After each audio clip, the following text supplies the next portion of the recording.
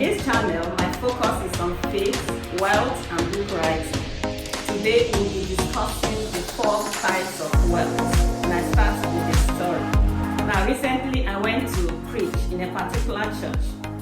The pastor that invited me was somebody I had never met, but he read one of my books that was given to him as a souvenir during his 50th birthday.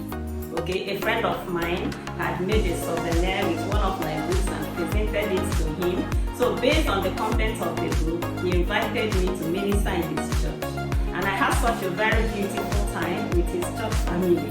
And I bonded even with his wife, and we agreed to meet even beyond the 4 walls of the church. Now that tells me that who you know is a part of your wealth. So please join me now as we discuss the 4 types of wealth, starting with the first and the obvious one, financial wealth. Now, financial wealth is the most popular and known form of wealth. Now, this has to do with the acquisition of assets or possessions that yield money consistently. So when a person has assets or somebody has possessions that yield a lot of money and economic value for him consistently, we say that that person has financial wealth. Next type of wealth is known as social wealth, and this one has to do with someone's social status. Who do you know? Who is in your contact list? What is your influence like? What's your influence in the society or in the community where you live? Now, assuming you have an event, who can you call? How many people will answer you? How many people will rally around you? I had a participant in one of my book writing seminars who launched her book just last week, and the whole world gathered to her. That is obviously somebody who has social wealth, okay? So you see that it does not take only money to make people happy. Our relevance in life is not only determined by how much money we have, and we should bond with people. I had someone say that people, human beings, are like elevators. They can either take you up or bring you down. So a person who has social status is someone who has a lot of good people and whom he can call upon and they will rally around him. The person who has social wealth is someone who is relevant, who is influential in the society where he lives. Okay, that's social wealth. Now the next one is physical wealth. Now physical wealth has to do with our physical fitness.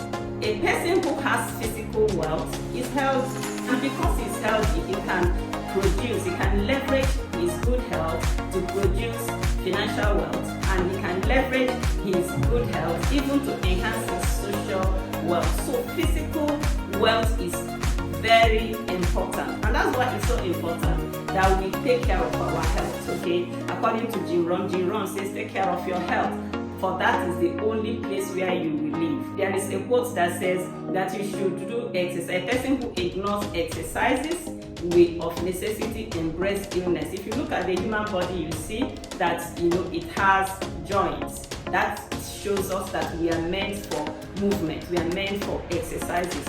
So even the Bible says, it said that God will exercise profits little. So get the little that it profits, right? So we should take care of our body, take care of our health by eating the right things. Okay, someone who has physical wealth takes good care of his health, because you know that if you lose your health, you have lost everything. A healthy person can have 20 goals, but a sick person has only one goal, and that is how to get healthy.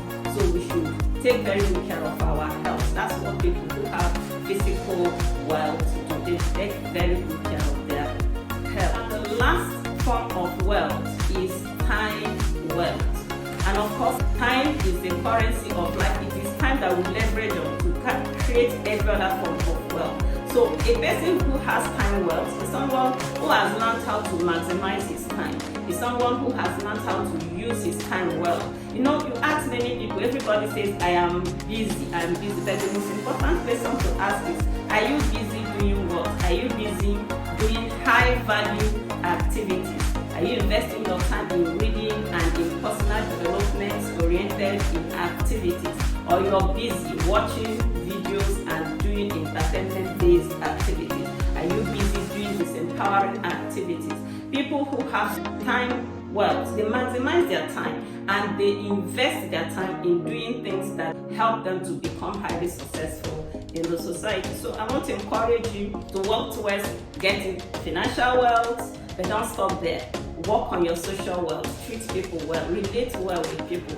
We all need one another. We are created as social beings. So be relevant to the community where you live, and then we equally encourage you to take good care of your physical body, take good care of your health, because if you lose your health, you've lost everything. And again, we say take very good care of your time.